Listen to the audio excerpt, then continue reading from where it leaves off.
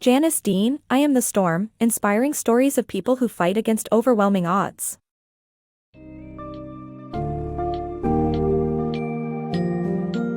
Welcome to an inspiring journey through I Am the Storm, where you'll encounter incredible individuals who have faced seemingly insurmountable challenges.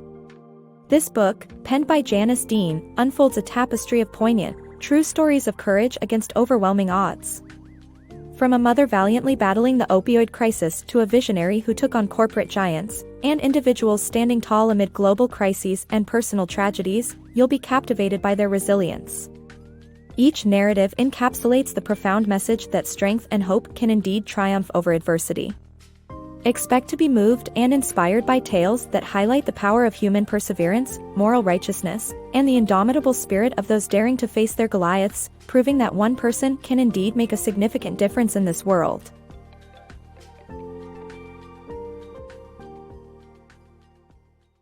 Battling the opioid beast.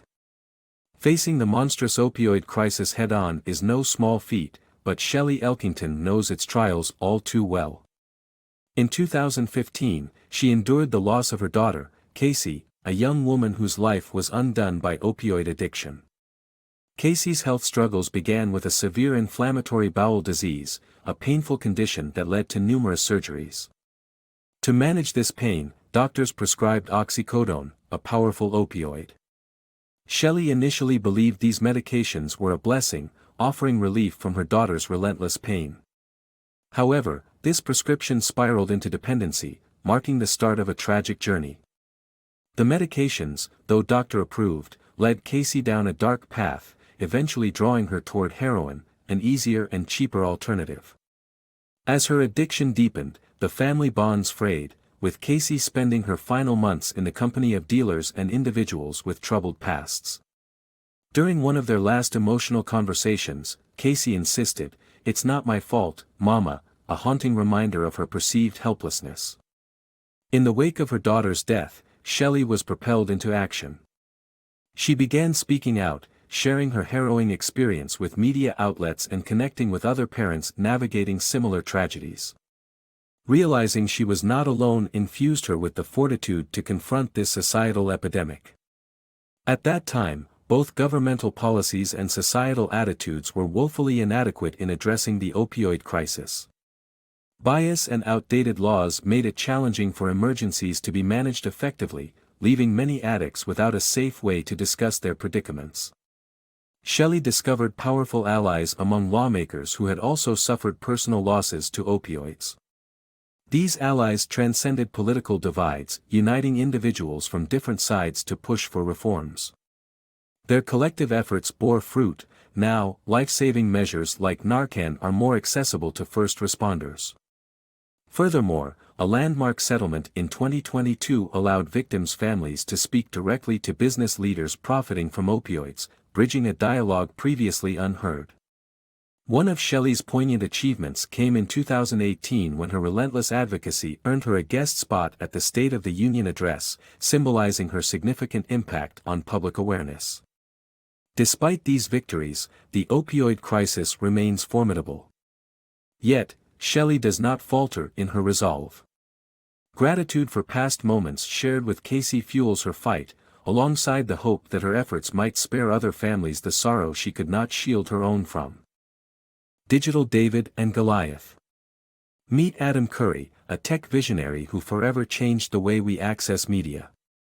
Known as a pioneer in the podcast world, Curry foresaw a future where computers could download radio shows regularly, a revolutionary idea that caught the eye of none other than Steve Jobs. But Curry wasn't always immersed in new media. He began his career as a charismatic video jockey on MTV, where he mingled with music legends like Paul McCartney and Ozzy Osbourne. In 1987, Curry's curiosity led him to discover the burgeoning world of the Internet. From his humble Mac Plus, he delved into early online communities, fascinated by the endless potential of this new digital frontier. In those early days, nearly any domain name was up for grabs. Curry seized this opportunity to register numerous domains, including the now iconic mtv.com. While hosting on TV, he encouraged viewers to engage with MTV Online, unintentionally setting the stage for an inevitable clash. Things took a dramatic turn when MTV realized the internet's potential and decided they wanted their namesake domain, something Curry wasn't prepared to give up without a fight. The spirited exchange between Curry and MTV's corporate might resembled the biblical showdown of David versus Goliath. Curry, armed with nothing but his moral resolve and tech-savvy insight, stood his ground. Within weeks, a settlement was reached, leaving Curry content and vindicated. Interestingly, Curry's defiance stemmed not from greed but from a disdain for corporate bullying. He firmly believed in the power of politeness and mutual respect. This became evident when Lisa Marie Presley, Elvis's daughter, requested the Elvis.com domain Curry had registered. Unlike his staunch battle with MTV, Curry freely relinquished it to her, expecting nothing in return, illustrating his belief that a bit of politeness can go a long way. Curry's story is more than just a tale of early internet claims. It's a lesson in standing up for oneself with integrity and the surprising strength found in kindness. Sometimes, a small act of courtesy is all it takes for modern Davids to conquer their own Goliaths. The Fall of Goliath. Andrew Cuomo, former governor of New York, was a charismatic figure with a formidable public image masking a darker reality. Fans dubbed him the "Love Gov," but beneath his charm lay a web of intimidation and cover-ups, including the concealment of COVID-19 death counts in hospitals. It was, however, a seemingly innocuous tweet that cracked this facade. In December 2020, Lindsay Boylan, a former aide who had worked within Cuomo's toxic environment, replied to an online query about the worst job someone ever had. Her brief comment began unraveling an unspoken truth about Cuomo and his administration's pattern of harassment and bullying spanning over a decade. Encouraged by the supportive response to her tweet, Lindsay shared a detailed essay exposing the sexual harassment she suffered at Cuomo's hands, including being forcibly kissed during a meeting. While initially hesitant, fearing public scrutiny and backlash, she felt compelled to speak out not only for herself but for the sake of others who had endured similar experiences. Her courage sparked a movement, inspiring other victims to step forward. However, standing against a powerful figure like Cuomo was fraught with challenges. Cuomo's inner circle, notably top aide Melissa DeRosa, worked tirelessly to conceal his misconduct and sully the reputations of those who dared to speak. Lindsay faced relentless attacks on social media, orchestrated by Cuomo's defenders who sought to discredit her and protect their leader. The release of her testimony recordings only amplified the pressure, as she was forced to publicly relive her trauma. Despite these daunting obstacles, Lindsay and 11 other brave women persisted. They recognized that confronting a behemoth like Cuomo was inherently risky and fraught with potential for personal damage. Yet, their resolve was fueled by the necessity for justice, not the promise of a secure victory. Ultimately, their determined stand led to Cuomo's resignation in disgrace. Lindsay remained standing, weary but resolute, ready to continue advocating for justice and reform within the political sphere. This battle underscores the critical importance of speaking truth to power, daring to challenge formidable adversaries in pursuit of necessary change. Standing against the storm. The year 2020 unleashed a relentless storm with the COVID-19 pandemic, casting an enormous burden on healthcare workers, especially nurses like Arlene Simmons. A travel nurse from Georgia, Arlene responded to New York's urgent call for 45,000 additional medical staff.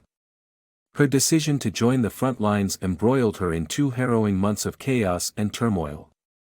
New York became a battleground, with its hospitals overwhelmed and ill-equipped to handle the deluge of patients. Arlene witnessed despair firsthand, as families clamored outside hospital doors, desperate for news of their loved ones.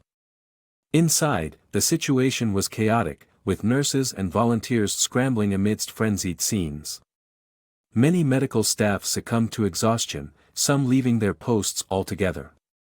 Reflecting on those trying times, Arlene recalls the haunting inability to provide the care patients desperately needed due to resource shortages. Cases of pneumonia escalated because of a lack of critical equipment, such as suction devices, resulting in a rising toll of fatalities. Returning to Georgia felt like emerging from a prolonged nightmare.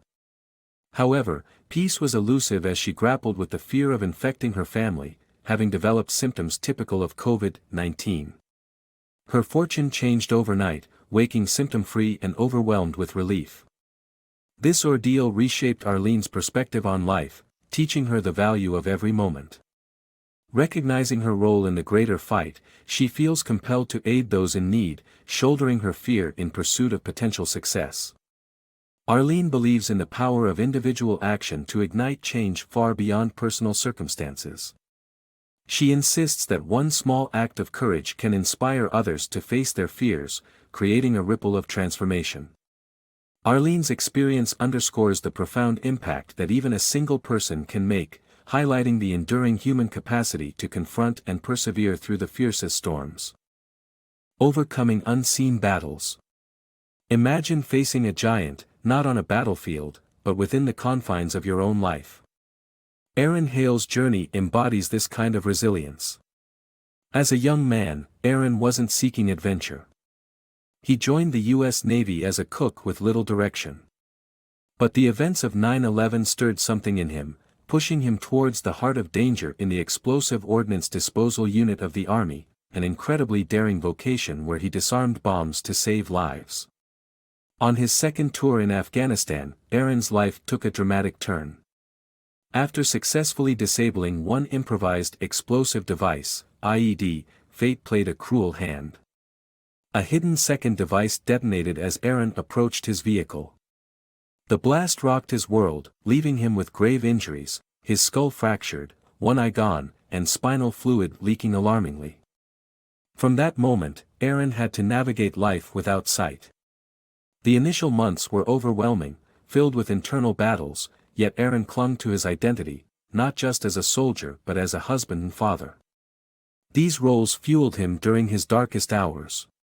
He often reflects on an army training exercise, where teams select tools from a vast supply, deciding what they can carry and use on foot through rugged terrains.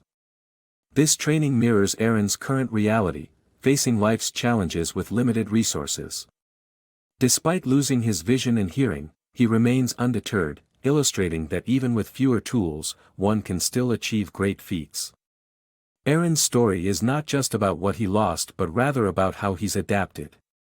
Drawing inspiration from the biblical David, who conquered Goliath with a simple sling, Aaron focuses on harnessing whatever abilities he has left.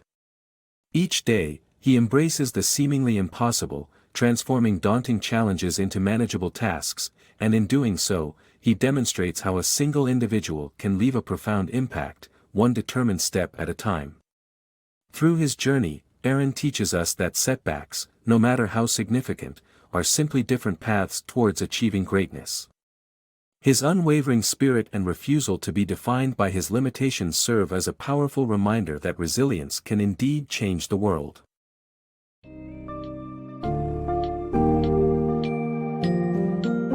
As we wrap up these remarkable stories from I Am the Storm, the resounding message is one of hope and empowerment in the face of adversity.